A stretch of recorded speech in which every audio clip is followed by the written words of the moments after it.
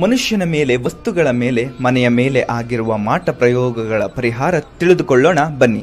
ಈ ಲೇಖನದಲ್ಲಿ ಇವುಗಳ ಮೇಲೆ ಆಗಿರುವ ಮಾಟ ಪ್ರಯೋಗಗಳ ಪರಿಹಾರ ತಿಳಿದುಕೊಳ್ಳೋಣ.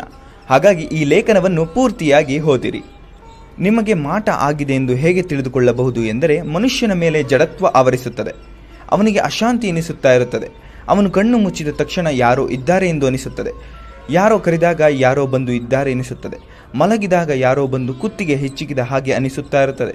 ಈ ರೀತಿಯೆಲ್ಲ ಆದರೆ ಮನುಷ್ಯನ ಮೇಲೆ ಮಾಟ ಪ್ರಯೋಗ ಆಗಿದೆ ಎಂದು ನಿಮಗೆ ತಿಳಿಯುತ್ತದೆ. ಹೀಗೆ ಆದಾಗ, ಮನುಷ್ಯನ ಮೇಲೆ ಆದಾಗ ಏನು ಪರಿಹಾರ ಎಂದರೆ, ನೀವು ಒಂದು ಕಣ್ಣು ಕಪ್ಪಿನ ಡಬ್ಬಿ, ಕಾಡಿಗೆ ಡಬ್ಬಿ ಮನೆಯಲ್ಲಿ ನೀವು ಕಣ್ಣಿಗೆ ಹಚ್ಚುವ ಕಾಡಿಗೆ ಡಬ್ಬಿ ಬೇಡ.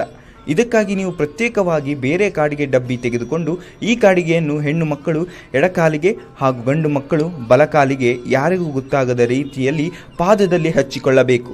ಹಚ್ಚಿಕೊಂಡು ಮನೆಯಿಂದ ಹೊರಗೆ ಹೋಗಬೇಕಾದರೆ ಯಾವಾಗಲೂ ಗಂಡು ಮಕ್ಕಳಿಗೆ ಬಲಕಾಲಿನ ಪಾದದಲ್ಲಿ, ಹೆಣ್ಣು ಮಕ್ಕಳಿಗೆ ಎಡಕಾಲಿನ ಪಾದದಲ್ಲಿ ಕಪ್ಪು ಹಚ್ಚಿಕೊಂಡು ಹೋದರೆ ನಿಮ್ಮಲ್ಲಿ ಈ ರೀತಿಯ ನಕಾರಾತ್ಮಕ ಶಕ್ತಿಗಳು ಪ್ರವೇಶ ಮಾಡುವುದು ಬಹಳ ಕಷ್ಟ ಆಗುತ್ತದೆ.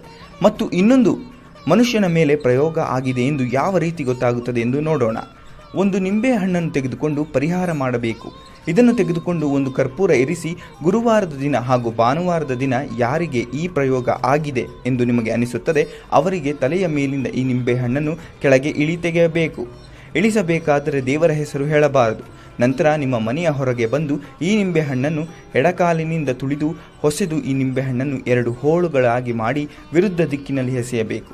ಹೀಗೆ ಎಸೆದಿದ್ದೇ ಆದಲ್ಲಿ ಈ ಮನುಷ್ಯನ ಮೇಲೆ ಮಾಟಾಮಂತ್ರದ ದೃಷ್ಟಿಯೆಲ್ಲ ಹೊರಟು ಹೋಗುತ್ತದೆ.